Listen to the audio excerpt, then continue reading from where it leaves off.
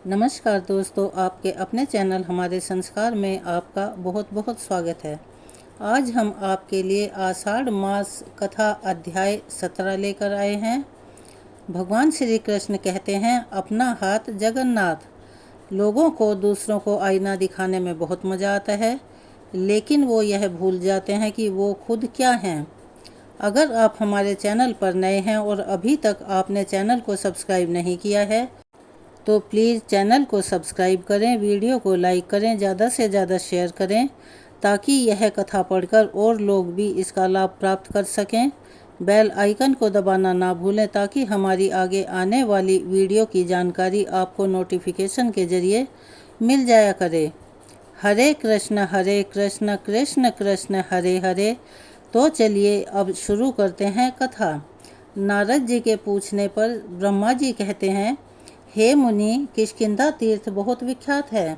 वह मनुष्यों की संपूर्ण कामनाओं को पूर्ण करने वाला और समस्त पापों को शांत करने वाला है, और वहाँ पर भगवान शंकर निवास करते हैं। नारद अब उस तीर्थ के स्वरूप का वर्णन करता हूँ, भक्ति पूर्वक सुनो। पूर्व काल में दशरथ नंदन भगवान श्री राम ने किष्किंधा निवासी वानरों को साथ लेकर जब समस्त लोगों को रुलाने वाले रावण को युद्ध में सेना और उसके पुत्रों सहित मार डाला, तब सीता को पुनः प्राप्त करके अपने भाई लक्ष्मण, महाबली वानर बलवान विभीषण और देवताओं के साथ वे स्वस्ति वाचन पूर्वक पुष्पक विमान से अयोध्या की ओर लौटे। पुष्पक विमान कुबेर का था। वह शीघ्रकामी और इच्छा अनुसार चलने वाला था। भगवान राम शत्रुओं का संहार करने वाले और शरणार्थी पुरुषों को शरण देने वाले थे। उन्होंने विमान से अयोध्या लौटते समय मार्ग में लोक पावनी गौतमी गंगा को देखा, जो समस्त अभिष्ट वस्तुओं को देने वाली तथा मन और नेत्रों के संताप का निवारण करने वाली है। गंगा जी का दर्शन करके महाराज श्री राम उनके तट पर उतरे और हनुमान आदि संपूर्ण वानरों को संबोधित करके हर्ष भरी गदगद वाणी में कहने लगे कि यह गौतमी गंगा संपूर्ण जीवों की जननी है। यह भोग तो देती ही है, साथ में मोक्ष भी देती है, भयंकर पापों का संहार कर डालती है। इसकी समानता करने वाला दूसरी कोई नदी नहीं है। जिन्हें महर्षि गौतम ने सबको शरण देने वाले भगवान शंकर की आराधना करके जटा सहित प्राप्त किया था, यह संपूर्ण अभिलक्षीय फलों की जननी और अमंगल का नाश करने वाली है, और यह समस्त संसार को पवित्र करने में भी समर्थ है। समस्त सरिताओं की जननी गंगा का आज प्रत्यक्ष दर्शन हुआ। मैं मन, वाणी और शरीर द्वारा सदा ही इन शरणागत वत्सला गंगा जी की शरण लेता हूँ। भगवान श्री राम का यह वचन सुनकर समस्त वानरों ने भी गंगा जी में डुबकी लगाई और संपूर्ण लौकिक उपहारों तथा अनेक प्रकार के पुष्पों द्वारा उनकी विधिवत पूजा की। महाराज श्री रामचंद्र जी ने श्री महादेव जी का यथावत पूजन करके सर्व भावों उपयुक्त वाक्यों द्वारा स्तवन किया। संपूर्ण वानरों ने भी प्रसन्न होकर नृत्य और गान किया। भगवान श्री राम ने अपनी प्रिया जानकी तथा प्रेमी वानरों के साथ सुखपूर्वक वह रात व्यतीत की। सुबह उठकर भगवान अत्यंत प्रसन्नतापूर्वक गोदावरी देवी की स्तुति करने लगे।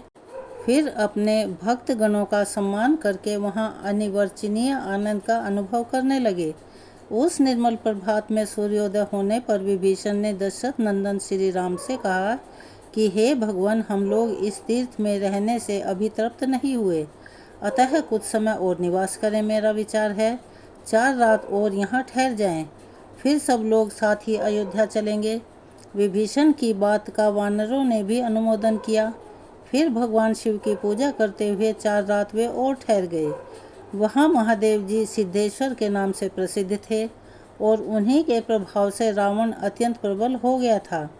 इस प्रकार सब लोग अपने द्वारा स्थापित किए हुए शिवलिंग की पूजा करते हुए 5 दिनों तक वहाँ ठहरे रहे।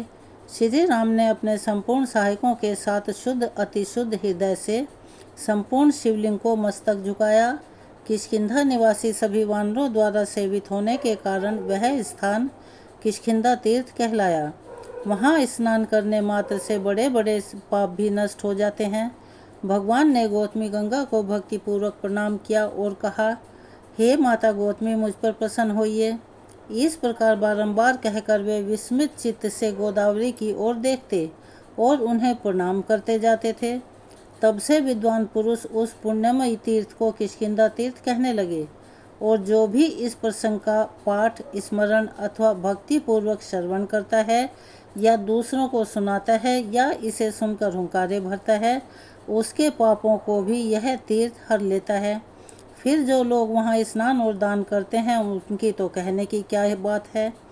उसके बाद व्यास तीर्थ और प्राची तीर्थ हैं, उनका महत्व मैं बताता हूँ। सुनो, मेरे 10 मानस पुत्र हुए, जो जगत की सृष्टि करने वाले थे। वे पृथ्वी का अंत कहाँ है, इस बात का पता लगाने के लिए चले गए। तब मैंने पुनः अन्य पुत्रों को उत्पन्न किया, परंतु वे भी अपने भाइयों की खोज करने के लिए चले गए। जो पहले के गए थे वो तो गए ही, कभी लौटकर दूसरे भी नहीं आए। उस समय परम बुद्धिमान दिव्य अंगिरा नामक मुनि उत्पन्न हुए, जो वेद वेदांग के तत्व को जानने वाले और संपूर्ण शास्त्रों में प्रवीण थे। वे अंगिरा की आज्ञा से पिता को नमस्कार करके तपस्या करने के लिए तत्पर हुए। गुरुजनों में गौरव की दृष्टि से माता का स्थान सबसे ऊंचा है, तो भी माता से बिना पूछे ही अंगिरसों ने तपस्या करने का निश्चय कर लिया, जिससे कुपित होकर माता ने अपने ही पुत्रों को श्राप दे डाला। जो पुत्र मेरी अवहेलना करके तपस्या में प्रवृत्त हुए हैं, उन्हें किसी प्रकार की सिद्धि प्राप्त नहीं होगी। अंगिरसों ने अनेक देशों में जाकर फिर तपस्या की, किंतु माता के श्राप के कारण उन्हें कहीं भी सिद्धि नहीं मिली। वे सब इधर उधर दौड़ते रहे, परंतु सभी स्थानों में कोई न कोई विघ्न आ ही जाता था। कहीं राक्षसों से, कहीं मनुष्यों से, कहीं युवती स्त्रियों से, और कहीं अपने शरीर के ही दोष से तपस्या में विघ्न पड़ जाया करता था। इस प्रकार भटकते हुए सब अंगिरसी तपस्वियों में श्रेष्ठ अगस्त जी के पास गए और उन्हें प्रणाम करके विनीत भाव से कहने लगे कि हे भगवान, हम अनेक उपायों से बारंबार प्रयत्न करते हैं, तो भी किस दोष से हमारी तपस्या सिद्ध नहीं होती। आप तपस्या में सबसे बढ़ चढ़ कर हैं, अतः कोई उपाय हो तो बताइए। हे ब्राह्मण, आप ज्ञानियों में भी श्रेष्ठ, वक्ताओं में भी श्रेष्ठ, वक्ता संयमी पुरुषों में भी सबसे अधिक शांत, दयावान, प्रकारी, क्रोध शून्य तथा द्वेष से रहित हैं। अतः हमने जो कुछ भी पूछा है उसे बताइए। जो अहंकारी, दयाहीन, गुरु सेवा रहित, असत्यवादी और क्रूर हैं, वे तत्व को नहीं जानते। अगस्त मुनि ने थोड़ी देर तक तो ध्यान किया, उसके बाद उन सभी लोगों से धीरे धीरे कहा, आप लोग शांति चित्त महात्मा हैं। ब्रह्मा जी ने आपको प्रजापति बनाया है। अब तक आप लोगों की तपस्या पूर्ण नहीं हुई, इसमें कोई न कोई कारण तो अवश्य है। आप लोग उसी कारण का स्मरण कीजिए। ब्रह्मा जी ने पहले जिन मानस पुत्रों को उत्पन्न किया था, वे चले गए और बहुत सुखी हुए, परंतु जो उनकी खोज में गए थे, वे ही फिर अंगिरस हुए हैं। वे ही आप लोग हैं जो समय पाकर इस रूप में आए हैं। आप धीरे धीरे प्रयास करते रहें तो प्रजापति से भी बढ़ चढ़कर हो जाएंगे, और इसमें तनिक भी संदेह नहीं है। यहाँ से तपस्या करने के लिए आप लोग त्रिभुवन पावनी गंगा के तट पर जाइए। संसार में शिव वल्लभा गंगा के समान दूसरा कोई सिद्ध उपाय नहीं है। वहाँ पावन प्रदेश में आश्रम के भीतर ज्ञानंद गुरु की सेवा कीजिए, उनकी पूजा कीजिए, वे ही आप लोगों के सब संशय का निवारण करेंगे। तब अंगिरसों ने महर्षि अगस्त से पूछा, हे मुनिवर, ज्ञानंद किसको कहते हैं? ब्रह्मा, विष्णु, महेश, आदित्य, चंद्रमा, अग्नि और वरुण, इनमें कौन ज्ञानंद है? तब अगस्त जी ने फिर कहा, ज्ञान का स्वरूप बताता हूँ, सुनो। जो जल है वही अग्नि है, जो अग्नि है वही सूर्य कहलाता है, जो सूर्य है वही विष्णु है, और जो विष्णु है वही सूर्य है, जो ब्रह्म है वही रुद्र है, जो रुद्र है वही सब कुछ है। इस प्रकार जिसको एक सर्वरूपता का ज्ञान हो, उसी को ज्ञानंद कहते हैं। देशिक, प्रेरक, व्याख्या का उपाध्याय और शरीर का जनक आदि बहुत से गुरु हैं, किंतु उनमें जो ज्ञानदाता गुरु हैं वह सबसे बड़े हैं। यह उसी ज्ञान की बात कही गई है जिससे भेद बुद्धि का नाश हो जाए। एकमात्र अद्वितीय शिव ही सब कुछ है। विद्वान ब्राह्मण उन्हीं का इंद्र, मित्र और अग्नि आदि अनेक नामों से वर्णन करते हैं। अनेक नाम और अनेक रूपों में जो भगवान के तत्व का वर्णन किया जाता है, वह अज्ञानी जनों का उपकार करने के लिए इस प्रकार अगस्त्य मुनि के ऐसे वचन सुनकर सभी अंगिरस गुण गाथा गान करते हुए वहां से चले गए। उनमें से 5 तो उत्तर गंगा के तट पर गए और 5 दक्षिण गंगा के। वहां महर्षि अगस्त्य के बताए हुए देवताओं की विधि पूर्वक पूजा करने लगे। विशेषतः आसनों पर बैठकर वे तत्व का विचार किया करते। इससे उनके ऊपर समस्त देवता प्रसन्न हुए और कहने लगे, विश्व योनि ब्रह्मा जी के युग के आदि में जो सृष्टा के पद की कल्पना की थी, वह इसीलिए कि अधर्म की निवृत्ति हो, वेदों की स्थापना हो, संपूर्ण लोकों का उपकार हो, धर्म अर्थ और काम की सिद्धि हो तथा पुराण स्मृति वेद और धर्मशास्त्रों के अर्थ का ठीक ठीक निश्चय हो। इसके अनुसार तुम सभी लोगों को जगत सृष्टा का पद प्राप्त होगा। तुम सब उसी पद के अनुरूप होगे। नारद ने क्रमशः धीरे धीरे प्रजापतियों, जब अधर्म बढ़ेगा, वेदों का पराभव होगा और उन पर संकट आएगा, उस समय वेदों का उद्धार करने के लिए वे भावी व्यास होंगे। गंगा का उत्तम तट ही उनकी तपस्या का उत्तम साधन होगा और वहाँ शिव विष्णु में सूर्य अग्नि और जल ये सब उपस्थित रहेंगे। इनसे बढ़कर पवित्र और इनसे श्रेष्ठ कहीं कुछ और नहीं, केवल पर ब्रह्म ही इन सब के आकारों में प्रकट हुआ है। सर्वस्वरूप शिव जो व्यापक तथा संपूर्ण भाव पदार्थों का रूप धारण करने वाले हैं, समस्त प्राणियों पर कृपा करने के लिए उस तीर्थ में विशेष रूप से रहते हैं। उनके साथ संपूर्ण देवता भी निवास किया करते हैं। भगवान शिव सभी पर अनुग्रह करने वाले हैं। वे अंगिरस, धर्म व्यास और वेद व्यास के नाम से भी प्रसिद्ध होंगे। उनका तीर्थ भी व्यास तीर्थ के नाम से ही तीनों लोकों में विख्यात है। व्यास तीर्थ बहुत ही उत्तम है। उसका जल पाप रूपी कीचड़ को धोने वाला, मोह रूपी अंधकार को और मद का नाश करने वाला तथा मनुष्यों को सभी प्रकार की सिद्धि देने वाला है। तो आज की आषाढ़ मास की कथा को यहीं विराम देते हैं। एक बार प्यार से बोलिए, कृष्ण कृष्ण हरे हरे, हरे हरे कृष्ण कृष्ण। चलिए आज सुनते हैं जगन्नाथ भगवान की कथा। एक बार की बात है, भगवान श्री कृष्ण निद्रा में लीन थे और निद्रा अवस्था में उनके मुख से श्री राधे जी का नाम निकला।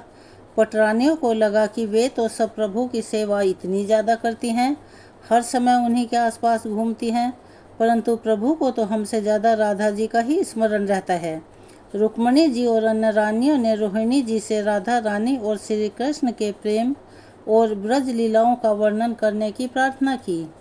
रोहिणी जी ने कथा सुनाने की हामी तो भर दी, लेकिन साथ ही यह भी कहा कि श्री कृष्ण और बलराम को इसकी भनक भी न लगे।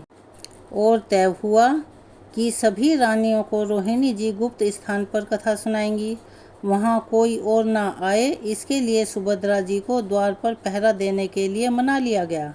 सुभद्रा जी को आदेश हुआ कि स्वयं श्री कृष्ण या बलराम जी भी वहाँ पर अगर आ गए तो उन्हें भी अंदर मत आने देना। माता ने कथा सुनानी आरंभ की। सुभद्रा जी द्वार पर तैनात थी। थोड़ी ही देर में श्री कृष्ण और बलराम जी वहाँ पर पहुँच गए। सुभद्रा जी ने उन्हें अंदर जाने से रोक लिया। इससे भगवान श्री कृष्ण को कुछ संदेह हुआ। वह बाहर से ही अपनी सूक्ष्म शक्ति द्वारा अंदर की माता द्वारा वर्णित ब्रज लीलाओं को आनंद लेकर सुनने लगे। बलराम जी भी साथ ही साथ कथा का आनंद लेने लगे। कथा सुनते सुनते श्री कृष्ण, बलराम और सुभद्रा जी के हृदय में ब्रज के प्रति अद्भुत प्रेम का भाव उत्पन्न हुआ। उस भाव में उनके हाथ पैर सिकुड़ने लगे, जैसे वह बाल्यकाल में थे। तीनों राधा जी की कथा में ऐसे विभोर हुए कि मूर्ति के समान जड़ होने लगे। बड़े ध्यानपूर्वक देखने पर भी उनके हाथ पैर दिखाई ही नहीं देते थे। सुदर्शन जी ने भी द्रवित होकर लंबा रूप धारण कर लिया।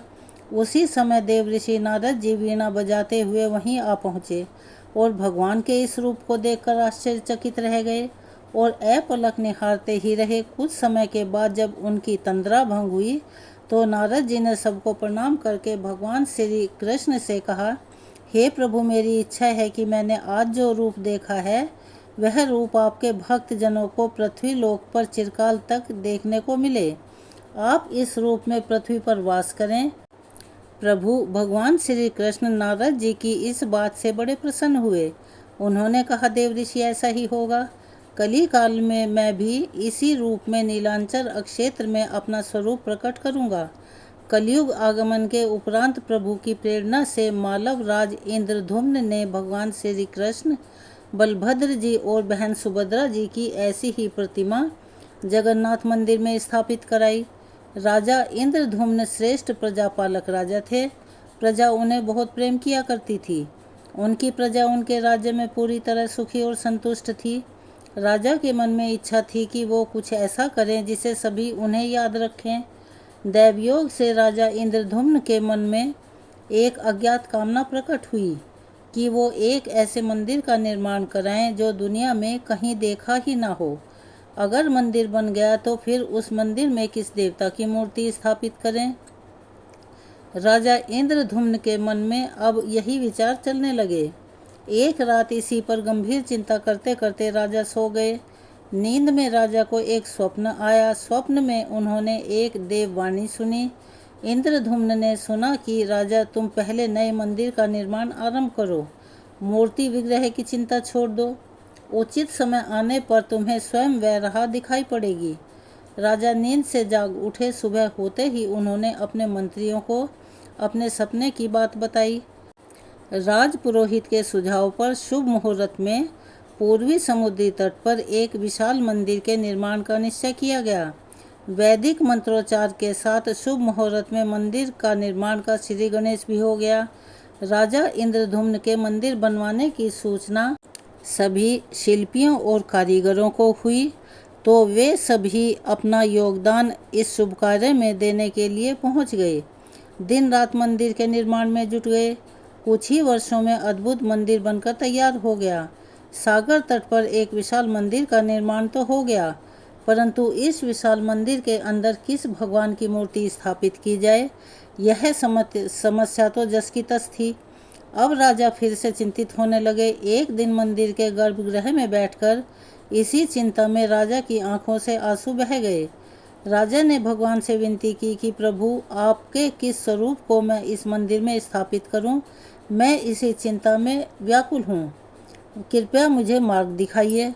प्रभु, आपके स्वप्न ने जो संकेत दिया था उसे पूरा होने का समय कब आएगा? देव विग्रह विहीन मंदिर देखकर सब मुझ पर हंसेंगे। राजा की आंखों से आंसू झरझर बह रहे थे और वह मन ही मन सच्चे मन से प्रभु से प्रार्थना करते जा रहे थे कि प्रभु, आपके आशीर्वाद से मेरा बड़ा सम्मान है। प्रजा समझेगी कि मैंने झूठ मूठ में स्वप्न में आपके आदेश की बात कहकर इतना बड़ा श्रम करवाया है। प्रभु, मुझे कुछ नहीं सूझ रहा, बस आप ही मार्ग दिखाइए। राजा बड़े दुखी मन से अपने महल में चले गए। उसी रात राजा को फिर से एक सपना आया। सपने में उन्हें दिव्यवाणी सुनाई दी कि राजन, यहाँ निकट में ही भगवान श्री कृष्ण का विग्रह रूप है।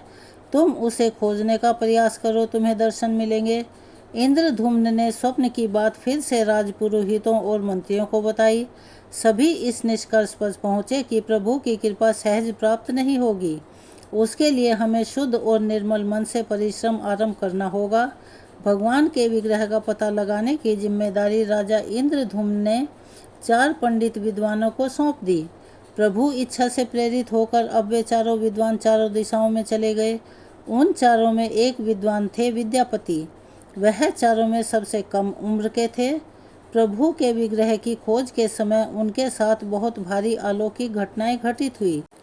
पंडित विद्यापति पूर्व दिशा की ओर चल पड़े। कुछ आगे चलने के बाद विद्यापति उत्तर की ओर मुड़े तो उन्हें जंगल दिखाई दिया। वह जंगल अत्यंत भयावह था।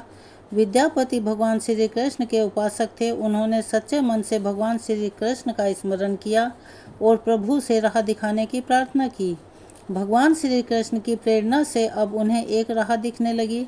भगवान का मन वे नाम में लेते लेते और मन में हरे कृष्ण जपते जपते उस भयानक वन में चले जा रहे थे। जंगल के बीचों बीच उन्हें पर्वत दिखाई दिया। पर्वत के वृक्षों से संगीत की ध्वनि सा सुरम्य संगीत सुनाई पड़ रहा था। विद्यापति संगीत के भी जानकार थे। उन्हें वहाँ मृदंग, बंसी और करताल की मिली-जुली ध्वनि सुनाई देने लगी। यह संगीत उन्हें बड़ा अद्भुत, बड़ा दिव्य लगा। संगीत की उन्हीं दिव्य लहरियों को खोजते खोजते विद्यापति आगे बढ़ चले। जल्दी ही वे एक पहाड़ की चोटी पर पहुंच गए। पहाड़ के दूसरी ओर उन्हें एक सुंदर घाटी दिखाई दी, जहां कुछ भील नृत्य कर रहे थे। विद्यापति उस दृश्य को देखकर मंत्रमुग्ध थे। सफ़र के कारण थके हुए थे, किंतु संगीत से उनकी यह सारी थकान पल भर में ही मिट गई और अब उन्हें नींद आने लगी। अचानक एक बाघ की गर्जना सुनकर विद्यापति घबरा उठे। बाघ उनकी ओर ही दौड़ रहा था। बाघ को देखकर विद्यापति घबरा गए और मूर्छित होकर वहीं गिर पड़े। बाघ विद्यापति पर आक्रमण करने ही वाला था कि तभी एक स्त्री ने बाघ को पुकारा। बाघ उस आवाज़ को सुनकर मौन खड़ा हो गया। उस स्त्री ने उस बाघ को वापस जाने का आदेश दिया तो बाघ लौट पड़ा। बाघ उस स्त्री के पैरों के पास ऐसे लौटने लगा मानो कोई बिल्ली पुचकार कर आवाज़ सुनकर खेल खेलने लगती है। युवती बाघ की पीठ को प्यार से स्नेह से थपथपाने लगी। बाघ स्नेह से पैरों में लौटता रहा। वह स्त्री वहां मौजूद स्त्रियों में सबसे अधिक सुंदर लग रही थी। वह भीलों के राजा विश्वावसु की इकलौती कन्या ललिता थी। ललिता ने अपनी सेविकाओं को अचेत विद्यापति की देखभाल करने के लिए भेज दिया। सेविकाओं ने झरझर बहते झरने से जल लेकर विद्यापति पर छिड़का। कुछ देर के बाद विद्यापति की चेतना लौटी। उन्हें होश आया तो उन्हें जल पिलाया गया। विद्यापति यह सब कुछ देखकर बड़े आश्चर्य में पड़े हुए थे। ललिता विद्यापति के पास आई और पूछा कि आप कौन हैं और इस भयानक जानवरों से भरे हुए इस जंगल में आप कैसे पहुँचे? आपके आने का क्या कारण है? बताइए ताकि मैं आपकी कुछ मदद कर सकूं। विद्यापति के मन से उस बाघ का भय अभी पूरी तरह से गया नहीं था। ललिता ने यह बात भांप ली। फिर उन्हें दिलासा देते हुए कहने लगी, विप्रवर, आप मेरे साथ चलिए। जब आप स्वस्थ हो जाएं तब अपने लक्ष्य की ओर प्रस्थान कीजिएगा। विद्यापति ललिता के पीछे पीछे उनकी बस्ती की तरफ चल पड़े। विद्यापति भीलों के राजा विश्वावसु से मिले और उन्हें अपना परिचय दिया। विश्वावसु विद्यापति जैसे विद्वान से मिलकर बड़े प्रसन्न हुए। विद्यापति कुछ दिन वहां उनके अतिथि बनकर रुके रहे। वहां वह भीलों को धर्म और ज्ञान का उपदेश देने लगे। उनके उपदेशों को विश्वावसु तथा ललिता बड़ी रुचि के साथ सुनते थे। अब ललिता के मन में विद्यापति के प्रति अनुराग पैदा हो गया। विद्यापति ने भी भांप लिया कि ललिता जैसी सुंदरी को उनसे प्रेम हो गया है, किंतु विद्यापति तो एक बड़े कार्य के लिए निकले थे। अचानक एक दिन वे बीमार पड़ गए। ललिता ने उनकी खूब सेवा की। इससे अब विद्यापति के मन में भी ललिता के प्रति प्रेम भाव पैदा हो गया। विश्वावसु ने प्रस्ताव रखा कि विद्यापति ललिता से विवाह कर ले, जिसे उन्होंने बड़ी खुशी खुशी स्वीकार कर लिया। कुछ दिन दोनों के बड़े सुख से बीते। ललिता से विवाह करके विद्यापति प्रसन्न तो थे ही, किंतु जिस महत्वपूर्ण कार्य करने के लिए वे निकले थे वह अभी तक अधूरा था और यही चिंता उन्हें बार बार रह रह कर सताती थी। इसी बीच विद्यापति को एक विशेष बात पता चली, यह कि विश्वावसु हर रोज सवेरे उठकर कहीं चले जाते थे और सूर्योदय से पहले पहले ही लौटकर वापस आ जाते थे। कितनी भी विकट स्थिति हो, उनका यह नियम कभी टूटता नहीं था। विश्वावसु के इस व्रत पर विद्यापति को बड़ा आश्चर्य हुआ। उनके मन में इस रहस्य को जानने की इच्छा हुई कि आखिर विश्वावसु जाते कहाँ हैं। एक दिन विद्यापति ने ललिता से इस बारे में पूछा। ललिता यह सुनकर सहम गई। विद्यापति ने ललिता से उसके पिता द्वारा प्रतिदिन सुबह किसी अज्ञात स्थान पर जाने और सूर्योदय के पहले ही लौट आने का रहस्य पूछा। विश्वावसु का यह नियम किसी भी परिस्थिति में टूटता ही नहीं था। ललिता के सामने अब धर्म संकट आ गया। वह अपने पति की बात को ठुकरा नहीं सकती थी, लेकिन पति जो कुछ पूछ रहा है वह उसके वंश की गोपनीय परंपरा से जुड़ी बात थी, जिसे खोलना उसके लिए संभव नहीं था। तब ललिता ने कहा कि स्वामी, यह हमारे कुल का रहस्य है जिसे किसी के सामने खोला नहीं जा सकता, किंतु आप मेरे पति हैं और मैं आपका कुल का ही पुरुष मानते हुए जितना संभव हो सकता है उतना बताने का प्रयास करती हूँ। यहाँ से कुछ ही दूरी पर एक गुफा है जिसके अंदर हमारे कुल देवता हैं। उनकी पूजा हमारे सभी पूर्वज करते आए हैं। यह पूजा निर्वात चलनी चाहिए और उसी पूजा के लिए पिताजी हर रोज सुबह नियमित रूप से जाते हैं। विद्यापति ने ललिता से कहा कि वह भी उनके कुल देवता के दर्शन करना चाहते हैं। ललिता बोली, यह संभव नहीं है। हमारे कुल देवता के विषय में जानने की इच्छा है तो यह सुनकर ही मेरे पिता क्रोधित हो जाएंगे। इधर विद्यापति की उत्सुकता बढ़ रही थी। वह तरह तरह से ललिता को अपने प्रेम की शपथ देकर उसे मनाने का प्रयास करने लगे। आखिरकार वे सफल हुए। तब ललिता ने कहा कि वह अपने पिताजी से विनती करेगी कि वह आपको कुल देवता के दर्शन करवा दें।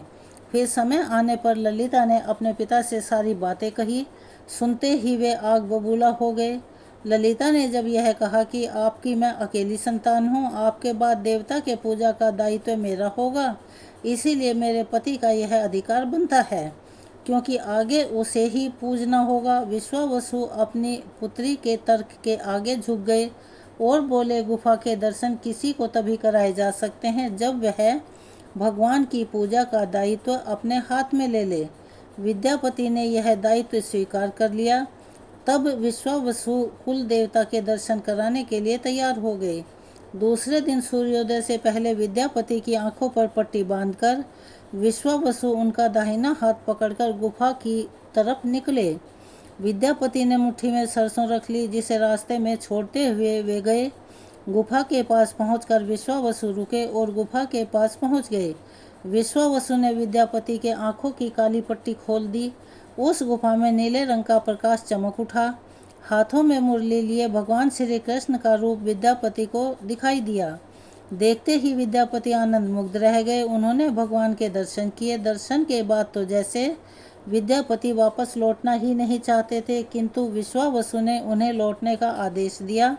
फिर उनकी आंखों पर पट्टी बांधी और दोनों चल पड़े। वापस लौटने पर ललिता ने विद्यापति से पूछा। विद्यापति ने गुफा में दिखाई दिए अलौकिक दृश्य के विषय में अपनी पत्नी को बताना भी उचित नहीं समझा। वह टाल गए।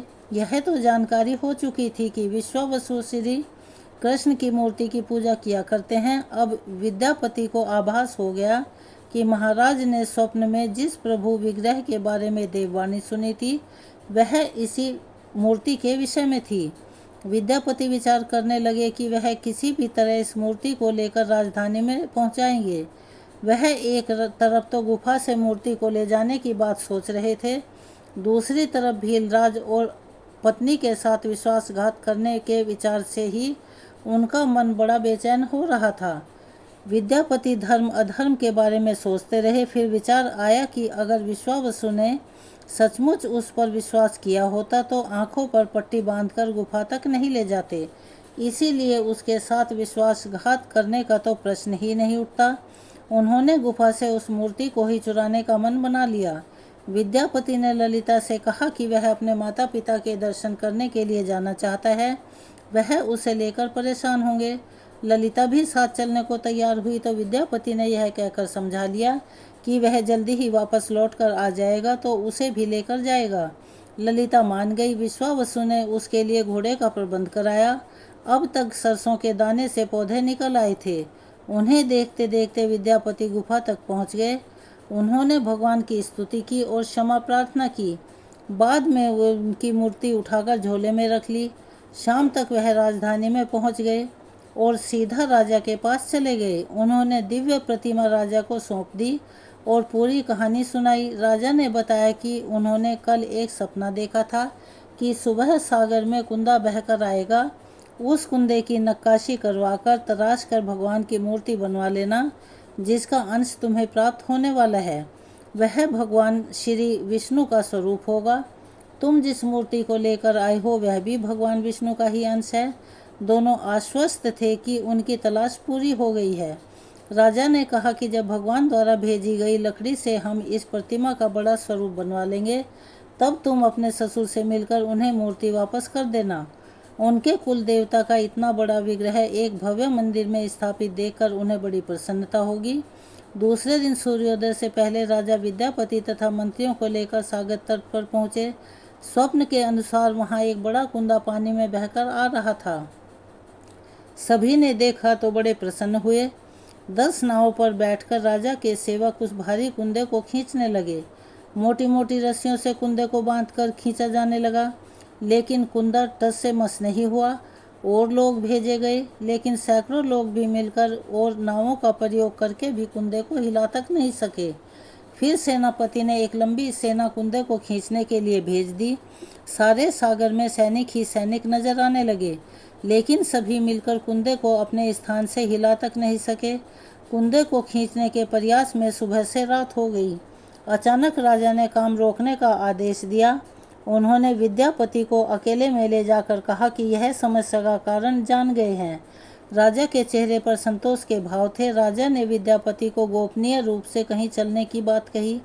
राजा इंद्रधुम्न ने कहा कि अब भगवान का विग्रह बन जाएगा, बस एक काम करना होगा। भगवान श्री कृष्ण ने राजा को ऐसा क्या संकेत दिया था कि उसकी सारी परेशानी ही समाप्त हो गई। राजा इंद्रधुम्न को भगवान की प्रेरणा से समझ में आने लगा था कि आखिर प्रभु के विग्रह के लिए जो लकड़ी वह का कुंदा बहकर आया है, वह हिलडुल क्यों नहीं रहा। राजा ने विद्यापति को बुलाया और कहा कि तुम जिस दिव्य मूर्ति को अपने साथ लेकर आए हो, उसकी अब तक जो पूजा करता आया है, उससे तुरंत भेंट करके क्षमा मांगनी होगी। बिना उसके स्पर्श किए यह कुंदा आगे नहीं बढ़ सकेगा। राजा इंद्रधुम्न और विद्यापति विश्वावसु से मिलने पहुँचे। राजा ने पर्वत की चोटी से जंगल को देखा और उसकी सुंदरता को देखता ही रह गया। दोनों भीलों की बस्ती की ओर चुपचाप चलते रहे। इधर विश्वावसु अपने नियमित दिनचर्या के हिसाब से गुफा में अपने कुल देवता की पूजा के लिए चल पड़े। वहां पहुंचे तो देखा प्रभु की मूर्ति गायब थी। तब वह समझ गए कि उनके दामाद ने ही यह छल उनके साथ किया है। विश्वावसु लौटे और अपनी पुत्री को सारी बात बता दी। विश्वावसु पीड़ा से भरे हुए घर के आंगन में पछाड़ खाकर गिर गई। ललिता अपने पति द्वारा किए गए विश्वासघात से बहुत दुखी थी और खुद को इसका कारण मान रही थी। पिता पुत्र दिन भर विलाप करते रहे। उन दोनों ने अन्न का एक दाना भी नहीं छुआ। अगली सुबह विश्वावसु उठे और हर दिन की तरह अपनी दिनचर्या का पालन करते हुए गुफा की तरफ बढ़ निकले। वह जानते थे कि प्रभु का विग्रह वहाँ नहीं है, फिर भी उनके पैर अनायासी गुफा की ओर खींचे चले जाते थे। विश्वावसु के पीछे पीछे ललिता और रिश्तेदार भी चल पड़े। विश्वावसु गुफा के भीतर पहुंचे जहां भगवान की मूर्ति होती थी। उस चट्टान के पास हाथ जोड़कर खड़े हो गए और फिर उसी चट्टान पर गिर गए और हाथ जोड़कर बिलक बिलक कर रोने लगे। उनके पीछे बाकी लोग भी रो रहे थे। तभी एक भील युवक भागता हुआ गुफा के पास आया। बताया कि उसने महाराज और उनके साथ विद्यापति को बस्ती की ओर आते हुए देखा है। यह सब सुनकर सभी लोग चौंक उठे। विश्वावसु राजा के स्वागत में गुफा से बाहर आए, लेकिन उनकी आंखों में आंसू थे। राजा इंद्रधुम्न विश्वावसु के पास आए और उन्हें अपने हृदय से लगा लिया। राजा बोले, भील, आज तुम्हारे कुल देवता की प्रतिमा का चोर तुम्हारा दामाद नहीं, बल्कि मैं स्वयं हूँ। उसने तो केवल अपने महाराज के आदेश पर पालन किया था। यह सुनकर सब चौंक उठे। विश्वावसु ने राजा को आश्वासन दिया कि तब विश्वावसु को शुरू से लेकर अंत तक सारी बात बताकर कहा कि आखिर उन्हें यह सब क्यों करना पड़ा। फिर राजा ने उनसे अपने स्वप्न और फिर जगन्नाथपुरी में सागर तट पर मंदिर निर्माण की बात कह सुनाई। राजा ने विश्वावसु से प्रार्थना की कि भील सरदार विश्वावसु कई पीढ़ियों से आपके वंश के लोग भगवान की मूर्ति को पूजते आए हैं। भगवान के उस विग्रह के दर्शन सभी को मिल सकें, इसके लिए आपकी सहायता चाहिए। ईश्वर द्वारा भेजे गए लकड़ी के कुंदे से बनी मूर्ति के भीतर हम इस दिव्य मूर्ति को सुरक्षित रखना चाहते हैं। अपने कुल की प्रतिमा को पुरी के मंदिर में स्थापित करने की अनुमति दे दो। उस कुंदे को तुम स्पर्श करोगे तभी वह वहां से हिलेगा। यह सुनकर विश्वावसु राजी हो गए। राजा सहित परिवार विश्वावसु को लेकर सागर तट पर पहुंचे। विश्वावसु ने कुंदे को छुआ और छूते ही कुंदा अपने आप तैरता हुआ किनारे पर आ लगा। राजा के सेवकों ने उस कुंदे को राजमहल में पहुंचा दिया। अगले दिन राजा ने शिल्पकार और मूर्तिकार को बुलाकर मंत्रणा की। विचार किया कि आखिर इस कुंदे से कौन सी देव मूर्ति बनाना शुभ रहेगा। मूर्तिकार ने कह दिया कि वे पत्थर की मूर्तियां बनाना तो जानते हैं, लेकिन लकड़ी की मूर्ति बनाने का उन्हें कोई ज्ञान नहीं। अब एक नई बाधा पैदा हो चुकी थी। राजा फिर चिंता में डूब गए। उसी समय वहां पर एक बूढ़ा आदमी आया और उसने राजा से कहा कि इस मंदिर में आप भगवान श्री कृष्ण को उनके भाई बलभद्र और बहन सुभद्रा के साथ विराजमान कर दीजिए। इस दैवयोग का यही संकेत है। राजा को उस बूढ़े व्यक्ति की बात से सांत्वना मिली, लेकिन समस्या यह थी कि आखिर मूर्ति कैसे बने। तब उस बूढ़े ने कहा कि मैं इस कला में कुशल हूँ, मैं इस पवित्र कार्य को पूरा करूँगा और मूर्तियाँ बनवाऊँगा, किंतु मेरी एक शर्त है। राजा तो सुनते ही प्रसन्न हो गए और फिर उसकी शर्त पूछी। बूढ़े शिल्पी ने कहा कि राजन, मैं भगवान की मूर्ति निर्माण का काम एकांत में करूँगा। मैं यह काम एक बंद कमरे में करूँगा। काम पूरा होने के बाद मैं स्वयं दरवाज़ा खोलकर बाहर आऊँगा। इस बीच में कोई भी मुझे ना बुलाए। राजा सहमत तो थे, लेकिन उन्हें चिंता भी हुई। बोले, अगर कोई आपके पास नहीं आएगा तो ऐसी हालत में आपके खाने पीने की व्यवस्था कैसे होगी। शिल्पी ने कहा कि जब तक मेरा काम पूरा नहीं होता मैं कुछ भी खाता पीता नहीं हूँ। राजमंदिर के एक विशाल कक्ष में उस बूढ़े शिल्पी ने स्वयं को 21 दिनों के लिए बंद कर लिया और काम शुरू कर दिया। दरवाजे के भीतर से आवाज़ें आती थी। महारानी गुंडीजा देवी दरवाजे से कान लगाकर अक्सर छेनी हथौड़े की चलने की आवाज़ें सुना करती। एक दिन महारानी रोज की ही तरह कमरे के दरवाजे से कान लगाए खड़ी थी। इस काम को शुरू हुए 15 दिन बीत गए थे कि उन्हें उस कमरे से आवाज़ सुनाई देनी बंद पड़ गई। जब मूर्तिकार के काम करने की कोई आवाज़ नहीं आई तो रानी चिंतित हो गई। उन्हें लगा कि अंदर तो बहुत ही वृद्ध आदमी है, कुछ खाता पीता भी नहीं, कहीं उसके साथ कुछ अनहोनी न हो गई हो। व्याकुल होकर रानी ने दरवाजे को धक्का देकर खोला और भीतर झांक कर देखा। महारानी गुंडीजा देवी ने उस वृद्ध शिल्पकार को दिए गए वचन को तोड़ दिया था, भंग कर दिया था। मूर्तिकार अभी भी मूर्तियां बना रहा था, किंतु रानी को देखते ही वह अदृश्य हो गया। मूर्ति निर्माण का काम अभी तक पूरा नहीं हुआ था। हाथ पैर का निर्माण पूरा नहीं हुआ था। वृद्ध शिल्पकार के रूप में वहां स्वयं देवताओं के शिल्पी भगवान विश्वकर्मा जी पधारे थे और उनके अदृश्य होते ही वो सब मूर्तियां अधूरी की अधूरी रह गई। इसी कारण आज भी यह मूर्तियां वैसी ही हैं। उन प्रतिमाओं को ही मंदिर में स्थापित कराया गया।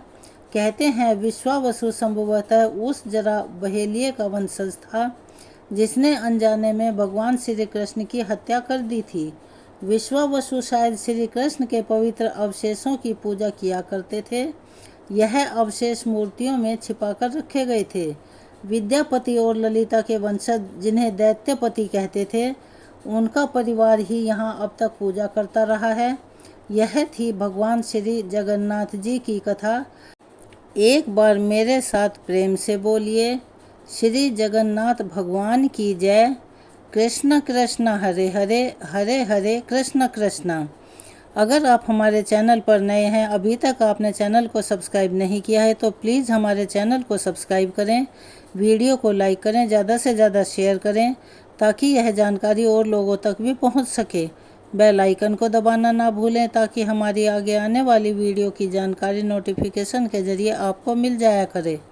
अपना प्यार और सहयोग हमें ऐसे ही प्रदान करते रहें। कमेंट्स बॉक्स में हरे कृष्णा, राधे राधे, हर हर महादेव, जय श्री कृष्णा लिखना ना भूलें। धन्यवाद।